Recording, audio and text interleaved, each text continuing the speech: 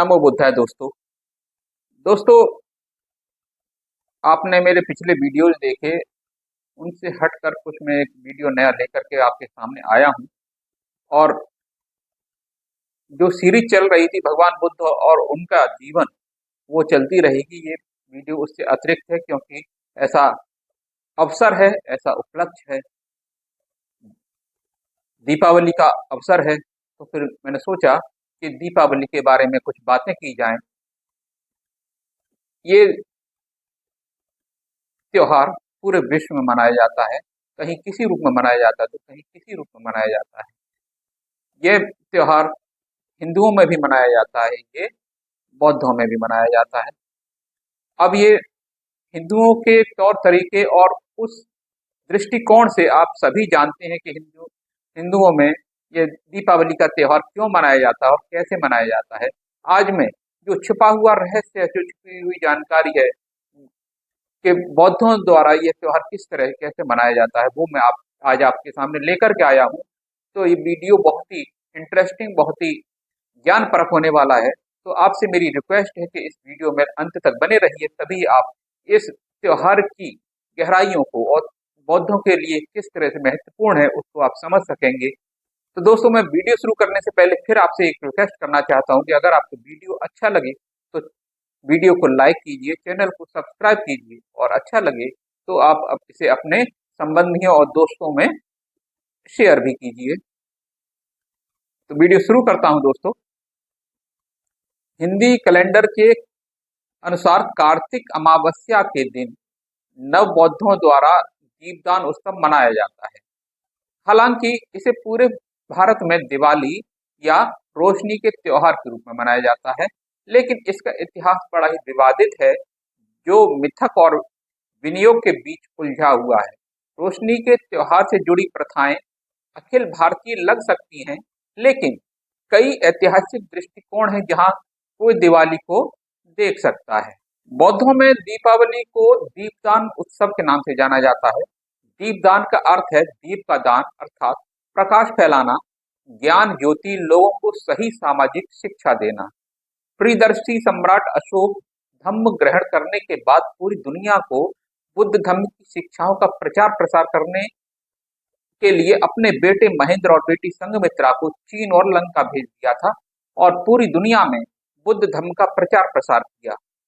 भारत में प्रचार प्रसार करने के लिए 84,000 बौद्ध विहार, शांति स्तूप, गौशाला, पाठशाला, धर्मशाला, प्याऊ आदि का निर्माण कराया।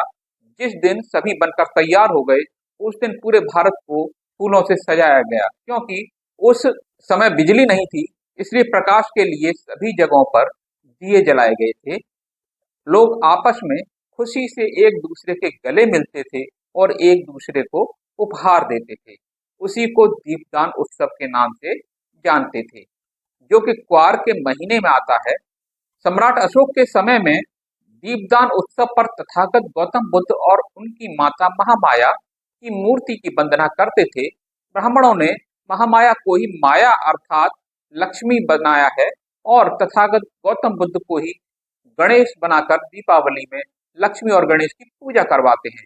इसलिए दीपदान उत्सव में हम तथागत गौतम बुद्ध और उनकी माता महामाया और आज हम सम्राट अशोक और बाबा साहब अम्बेडकर की मूर्ति या फोटो को सामने रखकर वंदना करते हैं। तथागत गौतम बुद्ध अपने जीवन काल में पैदल ही पूरे भारत में घूम घूम कर धम्म का प्रचार करते रहे। इसलिए घरों में बनाए जाने वाले पैरों के निशान लक्ष्मी के नहीं बल्कि तथागत गौतम बुद्ध के हैं। अब थोड़ा चर्चा करते हैं कि दीपदान उत्सव किस तरह से मनाएं। शाम को 7 बजे से 8 बजे के बीच सभी अपने अपने घरों में प्रकाश करने के लिए दिए और मोमबत्ती जलाएं और घरों के बाहर भी मोमबत्ती और दिए जलाए जाएं। रात को 9 बजे सभी परिवार के साथ एक जगह बैठें। मानवता का संदेश देने वाले महामानव विश्व गुरु तथागत गौतम बुद्ध, अखंड भारत के निर्माता चक्रवर्ती सम्राट चंद्रगुप्त मौर्य, विश्व विजेता प्रियदर्शी सम्राट अशोक महान, शिक्षा की ज्योति जलाने वाले फूले दंपत्ति महात्मा ज्योतिबा फूले और माता सावित्री बाई फूले, आरक्षण के जनक कोल्हापुर के राजा छत्रपति शाहू जी महाराज, सिंबल ऑफ नॉलेज भारतीय संविधान निर्माता बाबा साहब डॉक्टर बी.आर. अम्बेडकर की मूर्ति या फोटो को ऊंचे स्थान पर रखें और पूरे परिवार द्वारा उन पर फूल डलवाएं। 3 या 5 मोमबत्तियां जलाएं और 5 अगरबत्ती जलाएं। पूरे परिवार के साथ बैठकर बुद्ध, धम्म, संघ को नमन करें और जो मैं आगे बताने जा रहा हूं वो सब पाठ करें। पहली है बुद्ध वंदना, दूसरा त्रिशरण, तीसरा पंचशील। बाबा साहब भीमराव अंबेडकर द्वारा निर्धारित 22 प्रतिज्ञाओं की शपथ भी लें। तथागत गौतम बुद्ध और सिंबल ऑफ नॉलेज, बाबा साहब डॉक्टर अंबेडकर के विचारों और उनके योगदान तथा जरूरत को लोगों को बताएं। सर्व सुख गाथा गाकर सभी कार्यक्रम का समापन करें। कोशिश करें खीर और अच्छे भोजन बनाएं, खुद खाएं और पड़ोसियों को भी देने की कोशिश करें और सभी को दीपदान उत्सव की हार्दिक शुभकामनाएं दें। बुद्ध वंदना, त्रिशरण, पंचशील, बाबा साहब की 22 प्रतिज्ञाएं जो हैं वो मैं आगे बताने जा रहा हूं। पहले बुद्ध वंदना। नमो तस् भगवतो अरहतो सम्मा संबुद्धस्स। नमो तस् भगवतो अरहतो सम्मा संबुद्धस्स। नमो तस् भगवतो अरहतो सम्मा संबुद्धस्स। ये तो थी बुद्ध वंदना। आगे त्रिशरण। बुद्धं शरणं गच्छामि, धम्मं शरणं गच्छामि, संघं शरणं गच्छामि, द्वितीयंपि बुद्धं शरणं गच्छामि, द्वितीयंपि धम्मं शरणं गच्छामि, द्वितीयंपि संघं शरणं गच्छामि, तृतीयंपि बुद्धं शरणं गच्छामि, तृतीयंपि धम्मं शरणं गच्छामि, तृतीयंपि संघं शरणं गच्छामि। तो ये थे त्रिशरण। अब बात करते हैं पंचशील की।